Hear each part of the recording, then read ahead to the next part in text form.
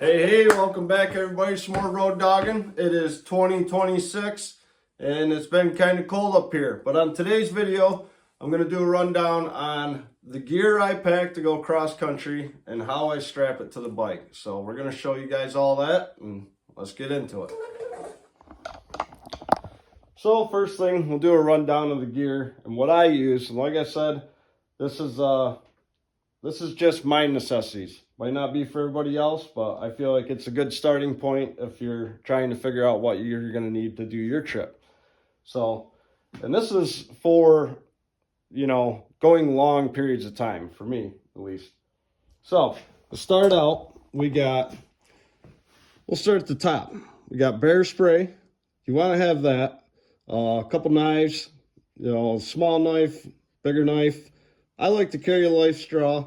I got my lights, big one, headlamp, clean dish soap, towels. These are nice microfiber towels that they compact real small and dry off pretty easy. Got my rain gear, leather, helmet, another helmet, got two helmets, water jug, 2 pairs of gloves, electrical tape is a necessity, spoon, scrub brush, my pot to cook on, clears, and paper towels, fishing pole. So this is some of the things that I'm going to go into depth on some of these things a little more than others. Clears, for one. It's something that I've come across riding with people that more often you would expect that they forget to bring. And the next thing you know, the sun goes down and it's not working out too good for them because they didn't bring any clears. Now, if you got a full face with a clear mask, that's not a big deal. But another thing, gloves. I like to carry 2 pairs of gloves, lighter gloves and a heavier set that just in case it's getting way too extreme to ride in the cold and you got to keep going. That's a good backup. Oh, what else do we got here? Fishing pole is very nice to have. A lot of times I like to try and catch some fish. I keep a little fillet knife for filleting them. That makes it easier than the other knives. And yeah, pot's cooking, something to make coffee in the morning. That's always good. Now the headlamps. Here, let me set this up better. Oh, maybe this will be a little easier. So to break down the lights. Headlamp, you want to have one of these for walking around, setting your tent up, hands free. I also like to carry a big heavy duty light. And I'll tell you why.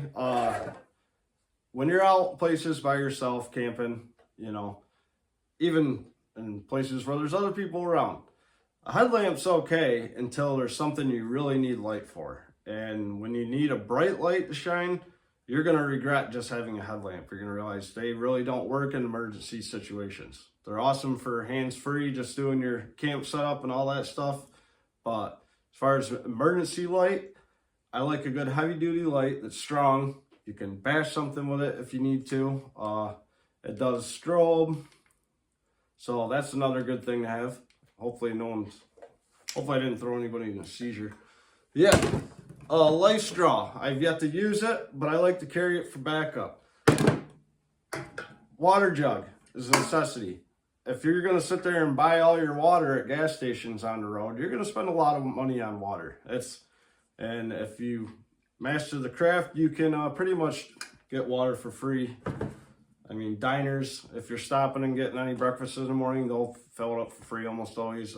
Most gas stations, you can get free water right out of the soda machine. Probably not the cleanest, best drinking, but hey, sometimes you're vagabonding, you got to rough it a little bit. Yeah, the microfiber towels. These are super excellent because they dry off real quick and they pack light. My first long distance trip I took, I had a towel and after weeks and weeks, I threw it off my bike. I threw it away because I wasn't using it. And then it was like 3 days later, I stayed at a campground and got a shower there and I could have used it, but I just used a shirt. Yeah. And really, I mean, you do your laundry, cheap laundry mats here and there. I rough it. I take very little clothes. I take extra shirts, extra lining, extra socks is the biggest thing I pack. I always take a bunch of extra socks. So, yeah. I like to have rain gear. I like to have compact rain gear, good quality stuff. But yeah, roll your clothes up. It definitely takes up less room than folding them. And I like to have a set of leather pants, chaps, and a leather jacket for when you're in the bad cold weather in the mountains.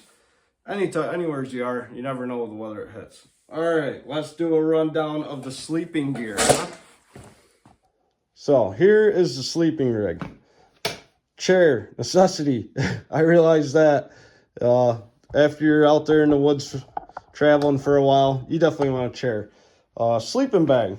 I put that in a dry bag and wrap it just in case I hit any bad rainstorms, because it's in the rucksack and that will absorb water over time. Sleeping pads, they're very durable. They're mountain climbing sleeping pads. You can roll them up pretty tight.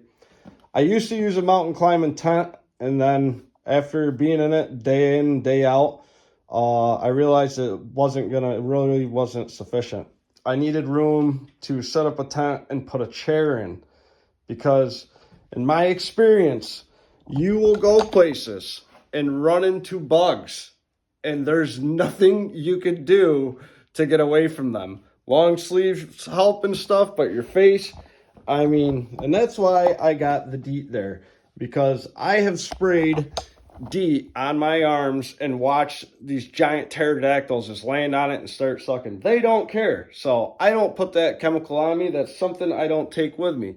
The other thing I got next to it is paracord, because I don't take a tarp anymore either. I just found that it's more of a hassle. I don't take the paracord. I don't use it. Now I get some people probably use it every time they camp, and it's right for them. For me, it's just a lot of extra, and I've been blessed to I haven't gotten caught in too many bad storms. I was already able to set up. But if it does happen, I'll just rip that tent out of the bag and roll up in it like a tarp, like a burrito on some high ground, and we'll wait it out. I mean, one way or another. Always want to have your TP. I like having paper towels with me. It just makes life way more comfortable, and at least one rag. And as far as the tools go, I mean, if you're scared to wrench on your bike, then I guess it's good to have a few tools just in case a stranger can for you. You know, your Phillips, your flathead, you know, all that stuff. But I would say tools comes down to how much you're prepared to work on your bike while you're traveling on it. Because if there's a lot of stuff you can't do, then I don't know, there's probably a lot of tools you don't need to bring. Me, I pack a lot, but I'm not going to go through all that. I feel like that's to each their own. So now we're going to get into loading little Ann up and getting this rig strap down. I'll show you all the details of that. Well, most of them. Oh, one other thing I want to touch on is your bear spray.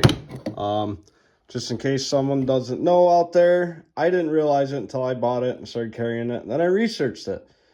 Bear spray does work. It deters bears and mountain lions, but it doesn't always work. So just remember that. It definitely helps. There's tons of cases where it saved people's lives, and there's also been a lot of cases where animals just walk through it and it doesn't faze them. So, I mean, you can research it if you don't believe me. So, any extra protection you can carry with you legally, whatever, to each their own, I suggest it, because you can't always rely on that stuff. I'm just saying. Ooh, one of my other little things that I like is an ashtray. If you're a smoker, it's a pretty little handy thing to have. I've enjoyed it. All right, so another thing that I'm going to show you real quick is this is a 97 Sportster. So you have to figure out ways on the road to charge your phone and do all that good stuff. So if you can get online pretty cheap, and it's a corded mount, USB mount, and hook it right to your battery. Then you run your line, I do, into my saddlebag, and then I'll hook it to the other end of this thing, which is a water sealed unit. It's quad lock. And then you got your phone cord. So that works out. I keep my phone right there, and it makes everything easy. If I gotta charge my phone, unhook it while I'm going down the road, can still do that. Shh, don't tell anybody. Well, if I can manage to get this seat halfway strapped back down on. We take all this stuff off anyways, but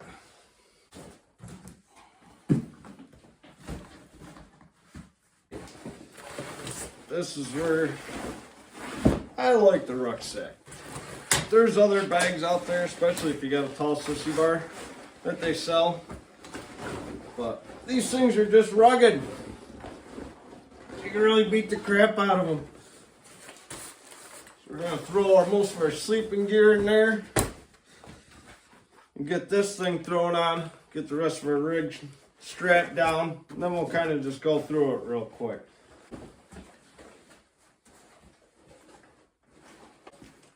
It'll take you a few times to get adjusted to find what works the best. So don't get stressed out right off the bat, because sometimes it takes a time or two to get it right.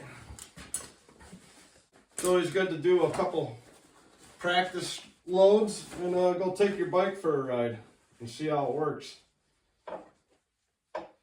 And if you do that a few times, you can get it figured out a lot easier than trying to do it on the road.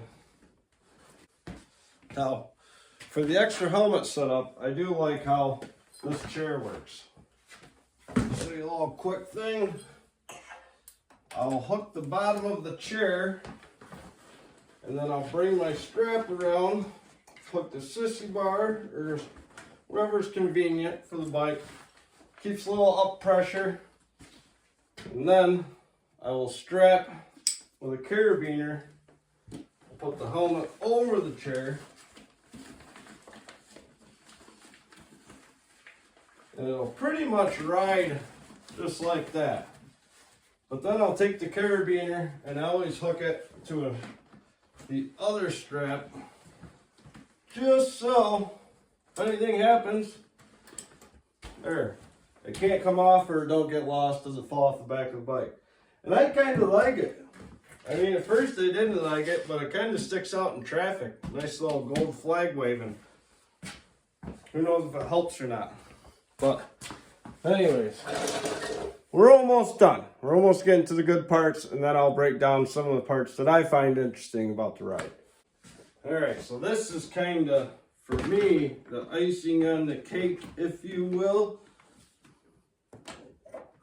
I'll do a hook there. Crisscross her back to the bottom. There. Now, she's set up for comfort. Just to give you a good look at what we're dealing with here. So now I can kick back and relax. My elbows are right at my side.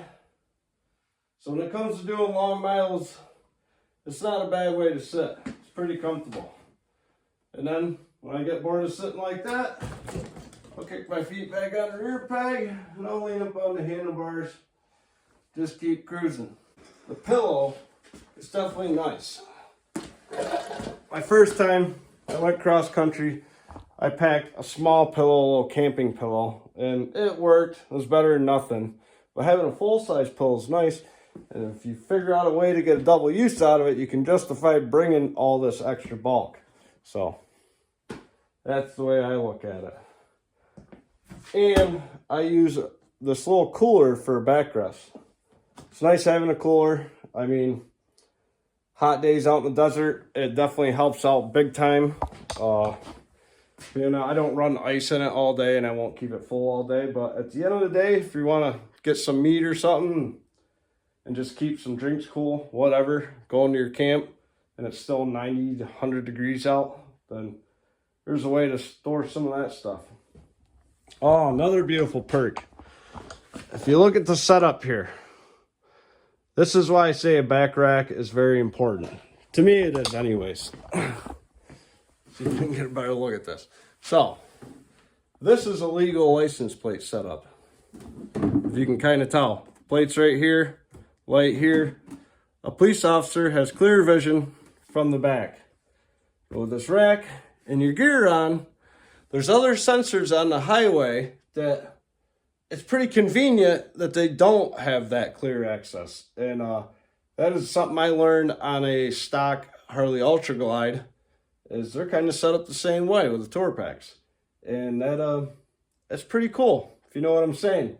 I do always like to add my pole for aesthetics. It's nice to have a little flare when you're going down the road, you know what I'm saying?